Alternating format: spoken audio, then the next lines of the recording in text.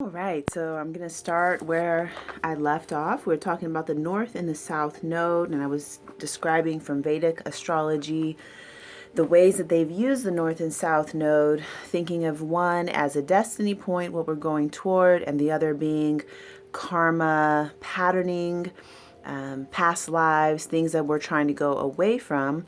And the way that I'm reading the North and South Node is more of an axis point where we're learning to master this axis.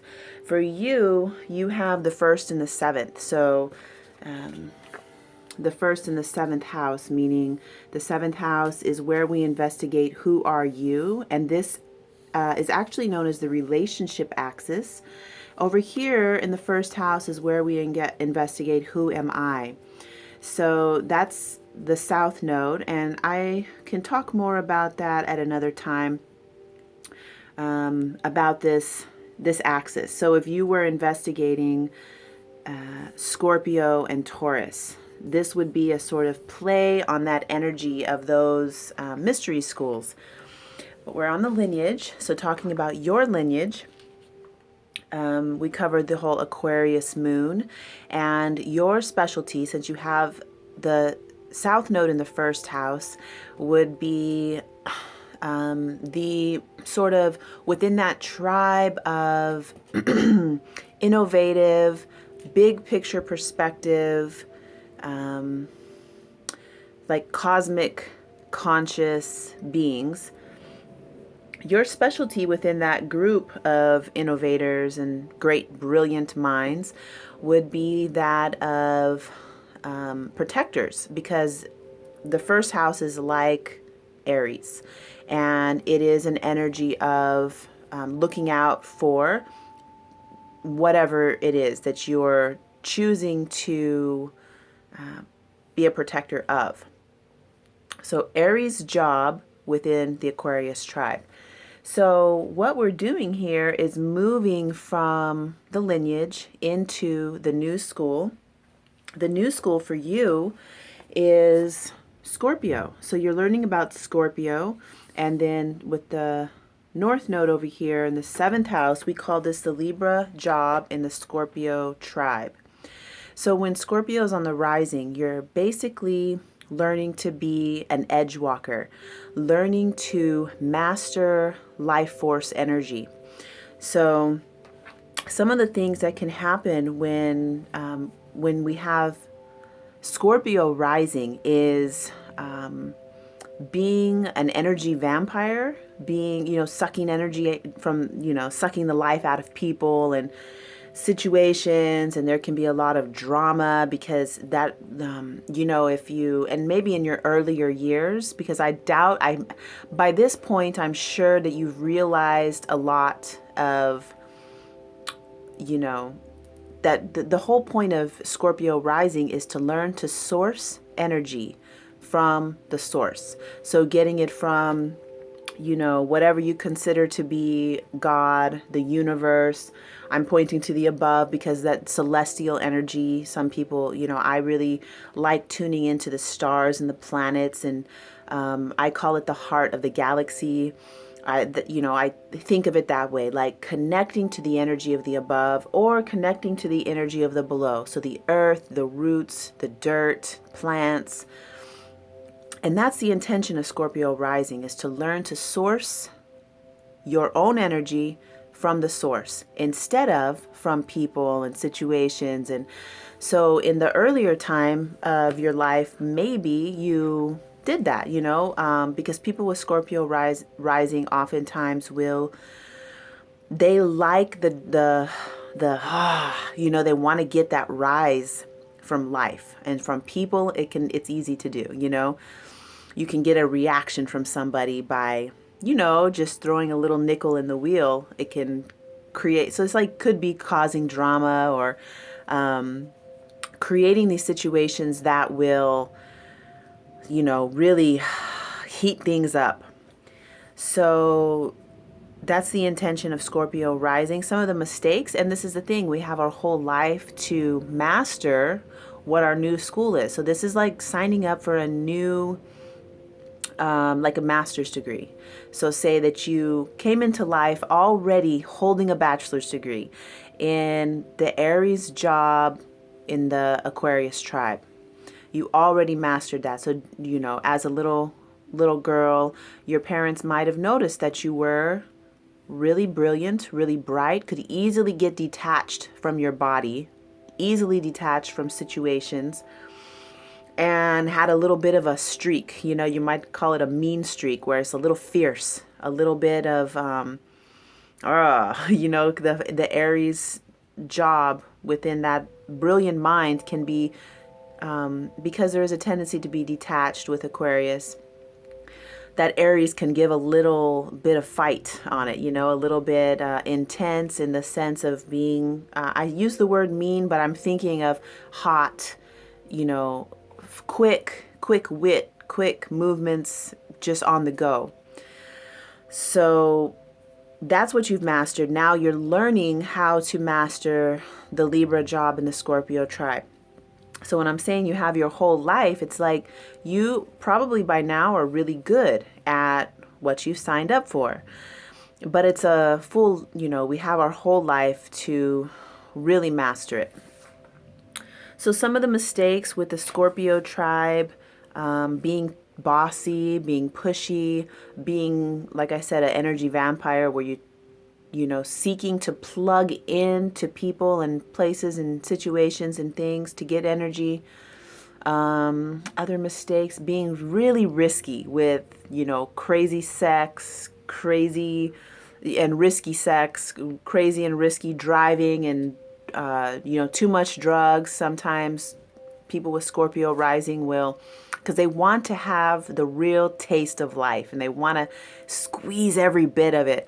And so it's a water sign. And one of the things my teacher had mentioned in talking about Pisces, Cancer, and like looking at the water signs, they were saying, Pisces will dive to the bottom of the depths of consciousness, the sea of consciousness, really going deep into the emotional realm and deep into the space of the unconscious, and pull up something that's going to help the whole world. And, like Mother Teresa and the Kuan Yin type of energy.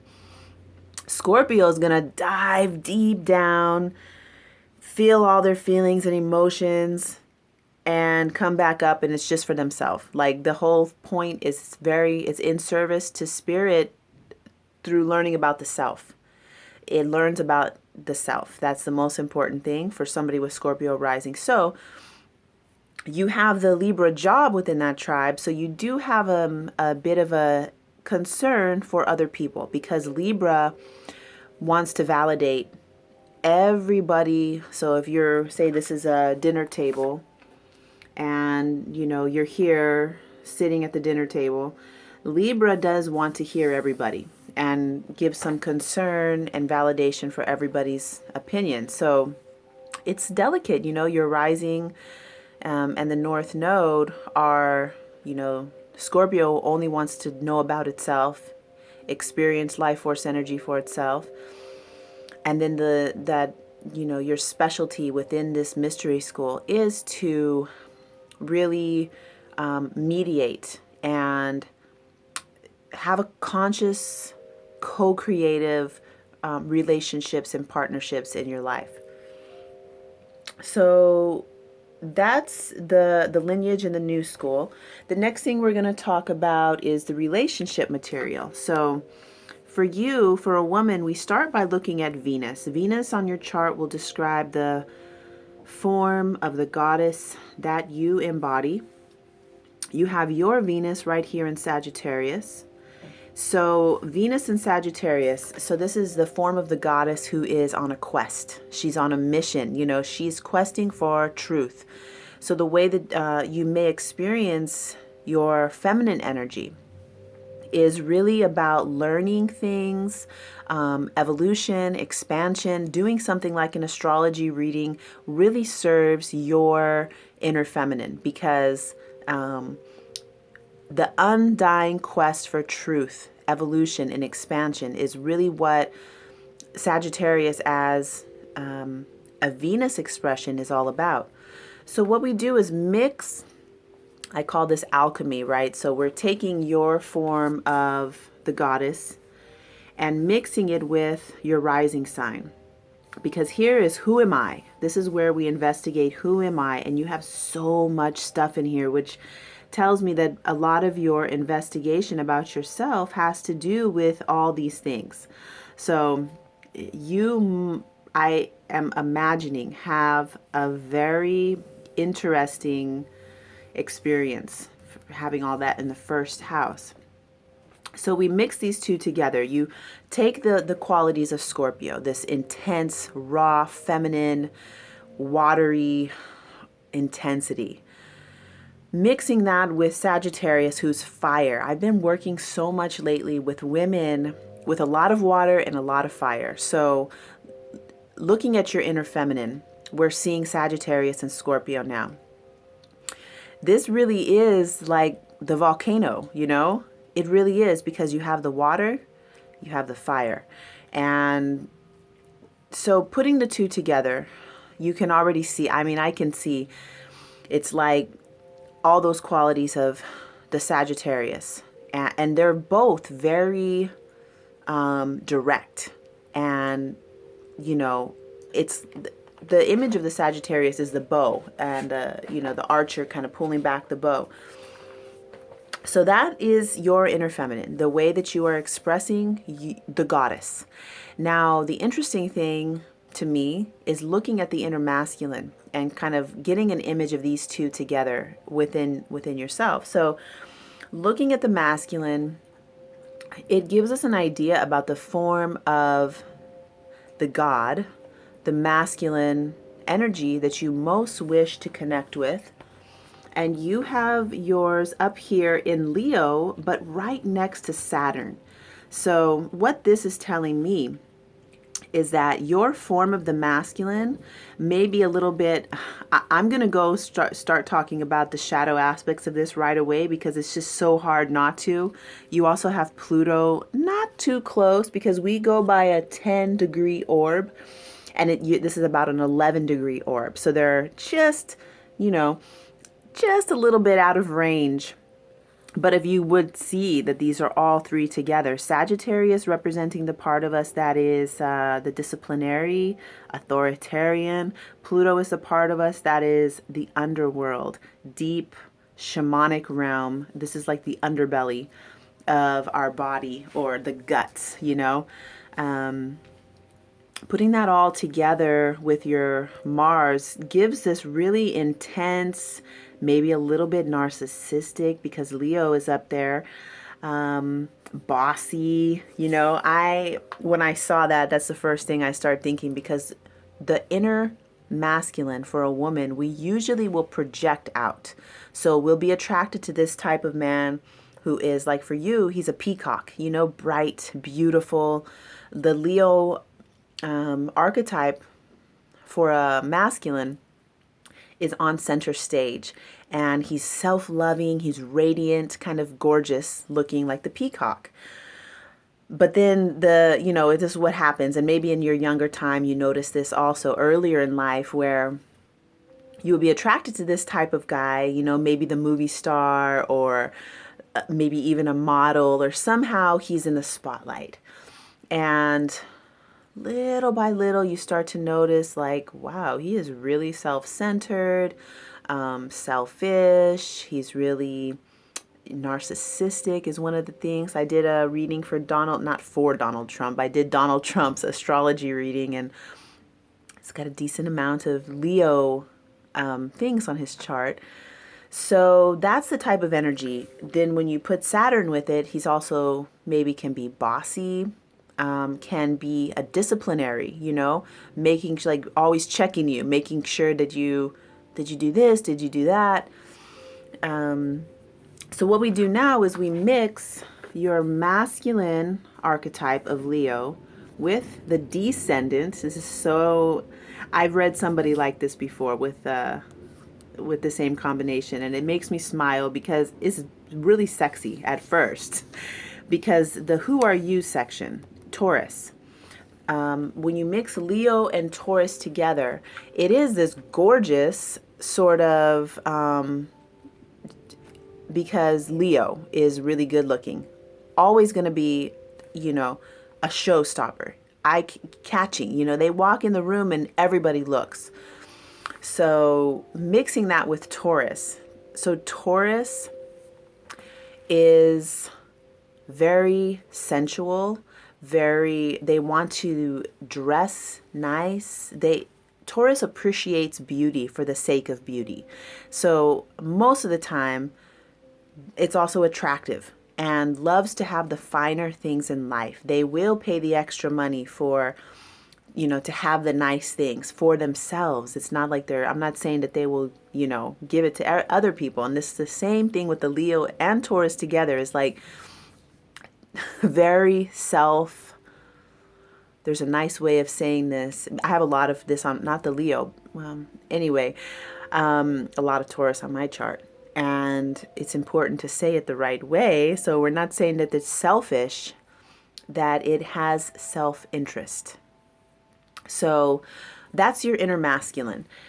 The thing that we want to do here is own the inner masculine from the inside. So we're looking like, okay, yes, this is my chart actually. And my Mars is here in Leo. And my descendant is over here in Taurus. So you put those two together, doing that alchemy again, where you're combining those qualities of being self-loving and radiant on center stage. Then you mix that with the Taurus energy of enjoying the finer things in life, buying yourself nice jewelry, getting massages, getting your hair done, soaking in a hot bath, doing all those things for yourself, Then I wrote this great article. I think it's a great article. It got published. I'll apply that here. So at the end of the article, there's this little exercise to do called the sacred marriage, where you're uniting your inner feminine and inner masculine within yourself so that you're able to receive the masculine for who they are. And I've been doing this work for about 4 years, and I still, when I see somebody I'm attracted to, I still see him through my lenses of my inner masculine. But I'm able to recognize that it's a projection. And I think that we might always do it. We might always see through our own eyes and be projecting our stuff out. But the sooner we can recognize that it's, oh, this is me. Oh, okay.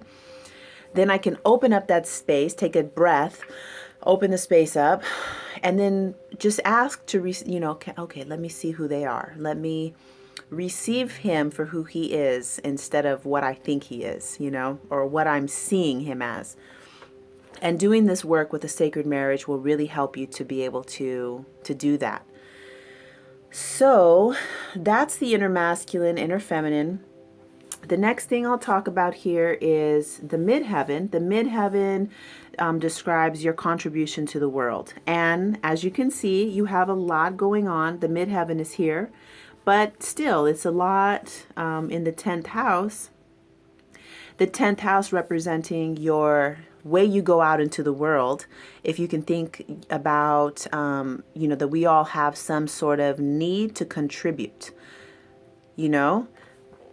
this will describe the way you're doing that. So midheaven in Leo says that whatever it is that you're doing as your contribution to the world, it's going to be bright, like the peacock. It's going to be beautiful. It's going to encourage others to come up and be in the center stage, because by you being in the spotlight in your work and being self-loving in your work, treating yourself like royalty in your work, it allows everybody else to be like royalty and to be self-loving and to be radiant in whatever the thing is that you're working as, or the way you're contributing. Then on the home and roots, You have the moon down here, which is really interesting. Sometimes when the moon is in the home and roots, it gives us some idea about your home life. And because the fourth house really is describing, you can take it all the way to your home, your childhood home. When we see the moon there, we get some ideas about the childhood home. And then, you know, with the connections, it's square to the rising, to Mercury. The moon is also square to Chiron. So we can draw some ideas about, you know, what that might mean. The home and roots is really describing when you have Aquarius on the home and roots. I like to call it the nest you emerge from. So somebody with Aquarius on the home and roots doesn't necessarily need a lot of stuff in the house and some one place they live for their whole life, and you know, chests of drawers and all this luggage. Aquarius on the home and roots would be happy. They mostly want to feel freedom. So less is more, and something irrational, not irrational, that's a good word. Who cares? It's irrational a little bit because it's that cosmic energy. Aquarius, it might not make sense. You might like living out of suitcases, or you might like changing the house a lot. Yeah, you know, Aquarius is really like the change. So in your home, it may be like that, like windy, you know, moving a lot of movement in some sort of way. So that looks like that would be comfortable for you, you know. So the nest you emerge from could be different every day. It would be fine. Maybe not every day, you know, maybe once a year, changing something, changing the way the paintings are placed. Okay, so that's that. I think I did, we have a couple more minutes. So what I would do next is, we covered the four corners, we covered the relationship material. Then, let's see, all these lines, this is what I was, the next 30-minute reading would go into, we call this strategies. The first reading covers like kind of a life intention, basic overview of what we're working with. The lines, they're called aspects. The red lines being hard aspects, the blue ones being called easy aspects, where energy flows easily. This is more dynamic, where it's causing a little friction, causing us to have to change or just keep suffering. That's why they call it a hard aspect. And then out here is the timeline. So this is what you would see with, you know, when I was mentioning what specific timings you might be in. The first thing I noticed here was Juno. You're having a Juno return. Juno shows us, we call it a marriage indicator. So it shows us what you need in a relationship. And of course, when we look at it with another, you know, if you, a synastry chart is really helpful to see the other person where Juno is. But for you, it's coming back around to the same place it was when you were born. It's right now today. I don't know if today's the 17th or not. I printed this chart out yesterday when I did your reading. And I don't know why it says the 17th. I don't know. I think today's the 17th. But anyway, your Juno is at 7 degrees. And today it's at 4. So it's going to be a direct, but it's within the 10 degrees now. So we would call that a return to the same place. So basically this is like a little acupuncture, you know, touching this part of you that has to do with relationships, commitments, money. You know, when you get married, you put your two forces together and there's money that you might have some joint wealth. And that should be increasing when we're in a relationship because we're joining with somebody else. So having this, it might be stirring up the issue of relationships, stirring up the issue of finances, and also just bringing up, you know, what is my intention for relationship? Oh my God, I didn't even mention that. So thank God I saw Juno. So this is the relationship axis. I can't believe I didn't talk about this. So This is who am I? This is who are you? This relationship axis answers the question, why on earth would I ever want to be in a relationship? For you, Scorpio rising, Taurus on the descendant, this is the path of Tantra, life force energy. This relationship axis doesn't want to have, you don't want your best friend to be your lover.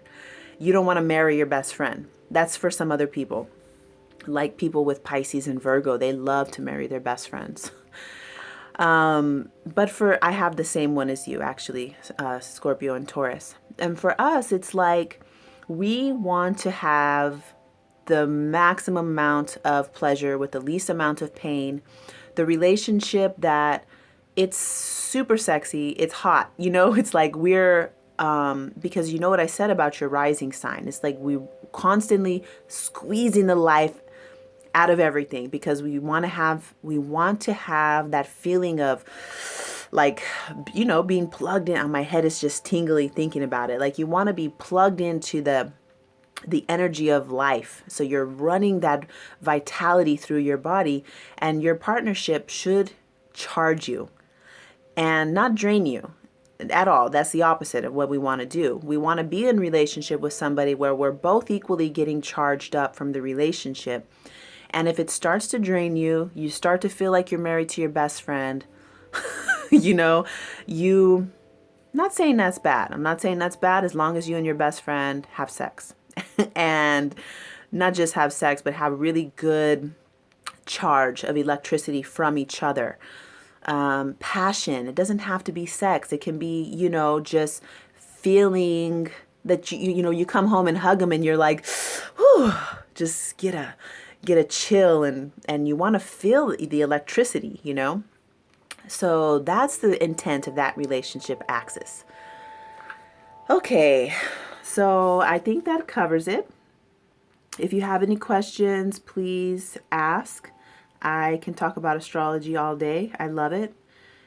And believe me, there's so much to talk about. So thank you so much for being patient. I'm really happy that I got to read your chart. And yeah, thank you. I look forward to hearing any feedback or questions.